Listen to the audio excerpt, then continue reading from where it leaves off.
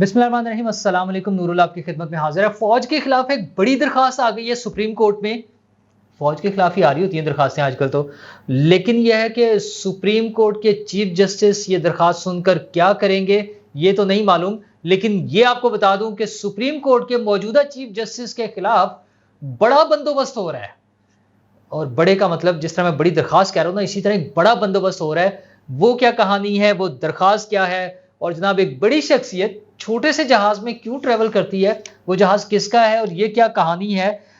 لیکن ان ساری باتوں سے پہلے آپ کو بتاؤں کہ فیض حمید صاحب وہ بھی بابا ڈیم سے بھی آگے نکل گئے ہیں۔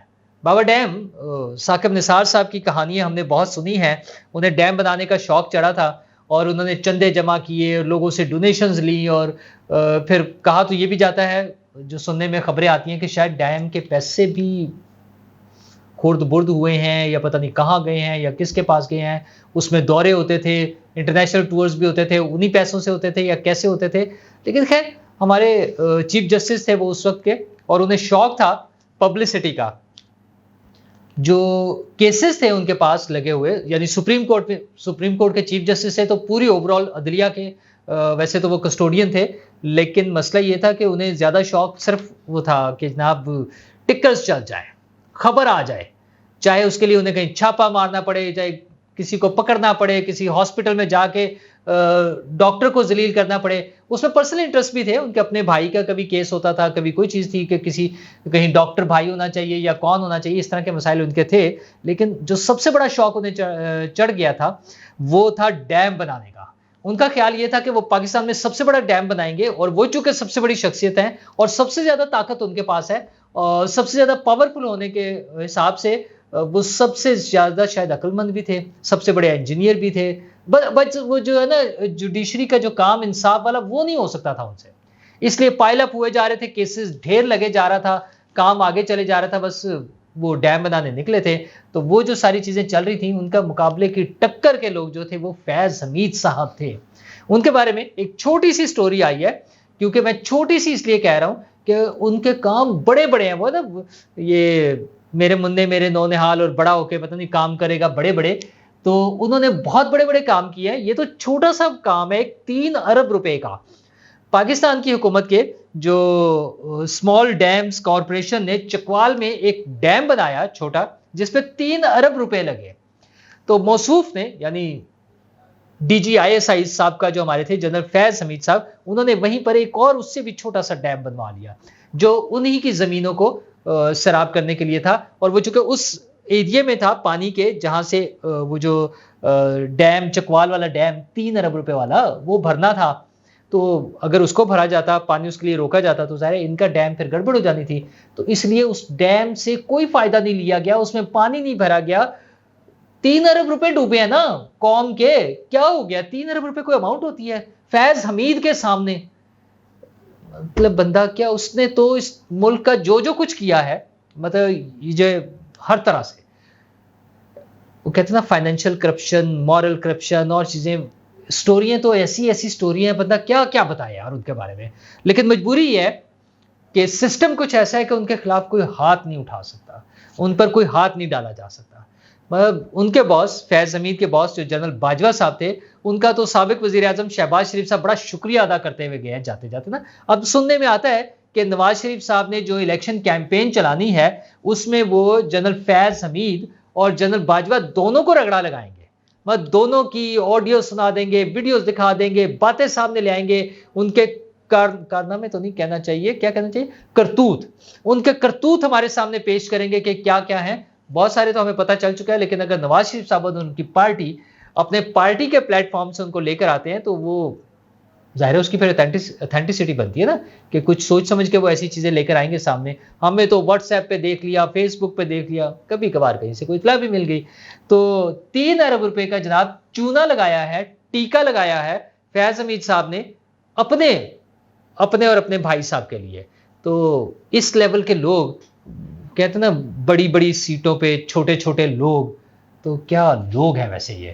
انہوں نے جو کچھ کیا ہے ہمارے سامنے آتا رہے گا، لیکن کچھ بڑے لوگ اور بھی کچھ کر رہے ہیں۔ وہ کہانی ہے ایک پرائیویٹ جہاز کی، ایک اہم شخصیت، ظاہر اہم شخصیت کی میں بڑی سی شخصیت ہوگی, نام میں ابھی نہیں لے سکتا, پھر کسی وقت ظاہر ہے جب مزید تفصیلات آئیں گی, کچھ اور ریفرنس ہے تو پھر ہم آپ کے سامنے ڈسکلوز کر دیں گے. اچھا اس طرح سے سمجھ لیں کہ ان کے پاس اپنا جہاز بھی ہے, لیکن وہ دوستوں کے جہاز استعمال کر لیتے ہیں, اس میں بیٹھ کے چلے جاتے ہیں. اچھا مجھے ویسے اس کی سمجھ نہیں آتی کہ وہ کیوں کرتے ہیں. ہاں اس میں تھوڑا سا وہ سیکریسی والا ایلیمنٹ ہو سکتا ہے, لیکن وہ سیکریسی بھی عام بندوں کے لیے, میرے جیسے عام لوگوں کے لیے ہو سکتی ہے نا, کہ مجھے نہ پتا چلے کہ کون کہاں گیا ہے. جو خاص الخاص ہوتے ہیں وہاں تک تو سب کو پتا ہوتا ہے کہ کون, چاہے وہ گاڑی میں جا کے رن وے پہ پہنچ کے جہاز میں بیٹھ جائیں, لیکن پتا تو سب کو ہوتا ہے نا کہ کون کہاں جا رہا ہے. تو بہرحال لوگوں کو ایسے بھی شوق ہے. اچھا وہ اب جب حکومتی شخصیت ہوگی, ظاہر جس کے پاس جہاز بھی ہوگا تو اہم ہی شخصیت ہوگی, وہ جب پرائیویٹ لوگوں کے جہاز استعمال کریں گے تو پھر کانفلکٹ آف انٹرسٹ بھی تو آ جاتا نا.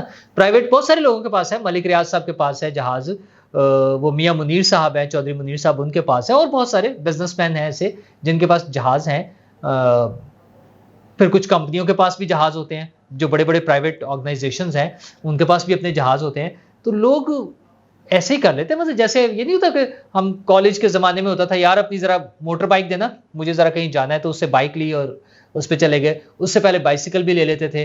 اب کسی دوست سے, ایسے بھی دوست ہیں جن سے بندہ گاڑی بھی لے لیتا ہے کبھی, کہ یار اپنی ذرا گاڑی دکھائیے گا, مجھے ذرا کام ہے یا میرے پاس نہیں ہے کسی وقت. تو اس طرح کی باتیں بھی ہو جاتی ہیں.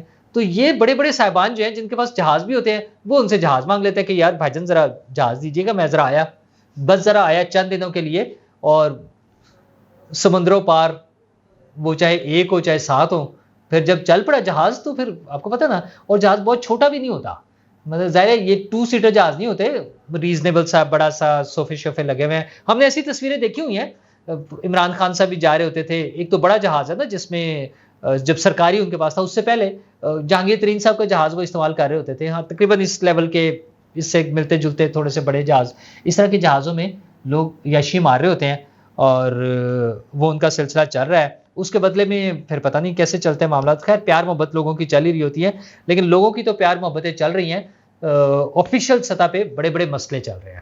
اور بڑا مسئلہ یہ آ رہا ہے کہ فوج کے خلاف ایک بڑی درخواست آ گئی ہے سپریم کورٹ میں, اور وہ درخواست ہے کہ چیئرمین نادرا نہیں لگانا. ایک نئی جو امینڈمنٹ ہوئی ہے اس کے مطابق چیئرمین نادرا لگایا جا سکتا ہے ایک حاضر سروس جنرل کو, لیکن اس کے خلاف درخواست آ گئی ہے. اچھا چیئرمین نادرا بڑی اہم پوسٹ ہے, پورے ملک کا ڈیٹا وہ جہاں پر کلیکٹ ہو رہا ہوتا ہے, اور اس میں گزشتہ دنوں ایک انسیڈنٹ ہو بھی چکا ہے جب آرمی چیف کی فیملی کا ڈیٹا غیر قانونی طور پہ چرایا گیا. تو اس پہ پھر کافی ساری کارروائیاں ہوئی, چیئرمین نادرا گئے بھی, یہ ساری چیزیں چلیں, اور لاسٹ ڈیز میں نے آپ کو بتایا تھا کہ حکومت جانے سے 1 دن پہلے تو چیئرمین نادرا کے لیے انٹرویوز شروع ہو گیا اچانک ہی شام میں, اور لیٹ نائٹ تک انٹرویوز چلتے رہے. اچھا وہ لیکن بس آخری دن تھا, اسی دن سمری جانی تھی, وہ مینیج نہیں ہو سکا اگلے دن جو سمری جانی تھی نا, تو وہ چیئرمین نادرا کے لیے کچھ بندوبست ہو نہیں سکا تھا. اس کے لیے بھی بڑے مزیدار نام ہے وہ, خیر اب سٹوری کچھ اور ہے, میں آپ کے پاس ساتھ بعد میں ڈسکس کروں گا. تو چیئرمین نادرا کی تقرری, یعنی کہ کسی جنرل کی تقرری کو روکنے کے لیے لوگ چلے گئے ہیں سپریم کورٹ میں. تو یہ تقرری تو پتہ نہیں رکے گی یا نہیں رکے گی.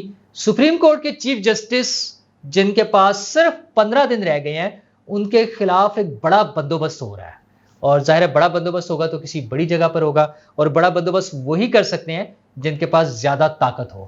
تو وہاں پر چیف جسٹس جناب عمر عطا بندیال صاحب کے بارے میں حساب کتاب لگایا جا رہا ہے, اندازے لگائے جا رہے ہیں, ان کا ریکارڈ چیک کیا جا رہا ہے کہ ان کا کیا بندوبست ہو سکتا ہے. اور موسٹ پرابلی وہ اپنے ریٹائرمنٹ کے بعد انہیں کچھ چیزیں فیس کرنی پڑیں گی. اچھا وہ ہوگی لیگل طریقے سے, یہ نہیں ہے کہ کوئی انہیں کہیں روک کے کوئی ان سے بدتمیزی کرے یا ان کے خلاف نعرے لگانا شروع, پی ٹی آئی والا سٹائل کہ سڑک پہ جاتے ہوئے دیکھ کے نعرے لگانے شروع کر دیں, گالم گلوچ شروع کر دیں. میرا خیال ہے اس طرح کا کوئی سین نہیں ہے, کم از کم یہ والی جو بات میں کر رہا ہوں اس میں ایسا کوئی چیز نہیں ہے. اس میں آفیشیلی لیگل طریقے سے ان کے ساتھ کیا کیا سلوک کیا جائے گا, یہ سارا بندوبست ایسے ایک نا فریم ورک بنایا جا رہا ہے. اور اس میں اہم لوگوں سے جو سمجھ بوجھ رکھتے ہیں چیزوں کا, جنہیں اندازہ ہے, ان سے کنسلٹ کیا جا رہا ہے کہ حضور محترم کا کیا بندوبست کیا جائے گا. تو وہ سارے اندازے لگائے جا رہے ہیں. 15 دن رہ گئے ہیں چیف جسٹس کے پاس, اور اب دیکھنا یہ کہ ان 15 دنوں میں چیف جسٹس صاحب مزید کیا کیا کچھ کرتے ہیں. ویسے تو وہ 14 مئی والا بھی ایک کیس چل رہا ہے نا سپریم کورٹ میں, آپ کو پتا نا, پنجاب کے الیکشن والا, جس پہ الیکشن کمیشن نے ریویو کی درخواست دی تھی, وہ انہوں نے ریجیکٹ کر دی. کہا نہیں, اس کا مطلب مجھے تو یہ لگ رہا ہے کہ انہوں نے کہا نہیں 14 مئی 2023 کو ہی الیکشن کروائیں. ریویو نہ سننے کا یہی مطلب ہے نا کہ 14 مئی 2023 کا فیصلہ دیا ہوا تھا, تو ایک ہوتا طریقہ تھا کہ اس میں ریویو ہو جاتا, اس میں کوئی کنسیشن مل جاتی, آگے چلتی بات. لیکن سپریم کورٹ نے کہا نہیں وہی فیصلہ قائم ہے. تو ٹھیک ہے, 14 مئی 2023 کو الیکشن, پتہ نہیں کیا کریں گے, لیکن یہ ایک مذاق بنا ہوا ہے. حکومت کی طرف سے بھی غلط تھا. اگر الیکشن کے لیے جو تاریخیں ہیں آئین اور قانون کے مطابق ان کو فالو کرنا چاہیے. جہاں جینون ایشوز آ جائیں وہاں تمام لوگوں کو کانفیڈنس میں لے کے بتانا چاہیے, اور پھر اس میں عدالتوں کو مناسب طریقے سے چلنا چاہیے, آئین اور قانون کے مطابق چلنا چاہیے 100%. میں نے یہ غلط لفظ استعمال کر دیا, مناسب طریقے سے چلنا چاہیے, کیونکہ وہ تو میں تو اس کے خلاف ہوں کہ وہ جو کہتے ہیں نا مناسب فیصلہ دیں گے اور کیا کریں گے. تو لیکن جہاں قانون کے مطابق جو گنجائش ہے وہ ساری گنجائش ملنی چاہیے. لاڈلے کو بھی تو ملتی ہے نا, ایکسٹرا آرڈنری ملتی ہے. تو اگر کہیں حکومت کو بھی کہیں ضرورت پڑ جائے تو انہیں بھی جہاں قانون کے مطابق جو گنجائش دینی چاہیے. جو عمران خان صاحب ہوں تو جناب گڈ ٹو سی یو, کیسے ہیں, بڑی شخصیت ہے, حالت زار عدالت میں وہ جیل میں کیسی ہوگی وہ بتائیں. اور اگر کوئی سرکاری افسر ہو تو عدالت کا ٹون ہی بدل جاتی ہے, اس کی پینٹ اتار دیں گے, اس کو جوتے مارتے ہوئے جیل میں لے کر جائیں گے. عجیب و غریب, یہ تمام اوپر سے نیچے تک. میں صرف ایک سپریم کورٹ کی بات نہیں کر رہا, ہم نے مختلف عدالتوں میں مختلف ریمارکس سنے ہوئے ہیں, تو اس طرح سے نہیں ہونا چاہیے. تو جو لوگ چیف جسٹس صاحب کا بندوبست کرنے کا پلان کر رہے ہیں, اچھا وہ کیا مطلب اتنی ساری ملٹی ڈائمینشنل چیزیں ہیں, بلکہ ایسی ایسی عجیب و غریب سی چیزیں ہیں کہ ہنسنے والی بات ہی ہے کہ کچھ بس آپ سمجھ لیں کہ بہت ہی بڑے لیول پہ کام ہو رہا ہے کہ کہیں سے بھی بچت نہ ہو. ہاں لیکن یاد رہے کہ اس سے پہلے جو چیف جسٹسز جو کچھ کرتے رہے ہیں ان کے خلاف کبھی کوئی کارروائی نہیں ہوئی. مطلب وہ افتخار چودھری صاحب ہوں, وہ ثاقب نثار صاحب ہوں, وہ جو تھے ہمارے کھوسا صاحب ہوں, اور بھی بہت سارے. میں تو یہ ریسنٹ پاسٹ والے 3-4 کی بات کر رہا ہوں, تو انہیں کسی نے کچھ نہیں کہا. لیکن ان چیف جسٹس صاحب کے خلاف پلاننگ ہو رہی ہے کہ قانون اور آئین کے مطابق جہاں جہاں ان کے کوئی ایسے ایکٹس ہوں گے جن کو قانون کے دائرے میں لایا جا سکتا ہے, ان کے خلاف کارروائی کی جا سکتی ہے, تو ان سب پر بھرپور طریقے سے کارروائی ہوگی. ہاں یہ اور بات ہے کہ فیض حمید صاحب کا ایک تازہ ترین جو ابھی میں نے سنایا آپ کو 3 ارب والا بھی کیس آئے تو انہیں کوئی ہاتھ نہیں لگائے گا. پلاننگ ان کے بارے میں بہت ہوتی رہتی ہے, خبریں اڑتی رہتی ہیں کہ وہ گرفتار ہوں گے, لیکن کون جیتا ہے تیری زلف کے سر ہونے تک. اور فیض حمید اور باجوہ صاحب عیاشی کر رہے ہیں, عوام رل گئی ہے, بجلی کے بل بڑھتے جا رہے ہیں. وزیر اعظم صاحب نے, موجودہ وزیر اعظم جو ہے انوار الحق کاکڑ صاحب نے ایک نئی ہمیں ہوپ دلائی ہے کہ 48 گھنٹے میں وہ کوئی ریلیف پیکیج اناؤنس کریں گے. تو اللہ کرے کوئی ایسی چیز ہو جس میں واقعی لوگوں کو, غریب لوگوں کو, مجبور لوگوں کو, مڈل کلاس کو, سفید پوش لوگوں کو, سب کو کوئی ریلیف ملنا چاہیے, سب کی زندگیاں آسان ہونی چاہیے. شکریہ.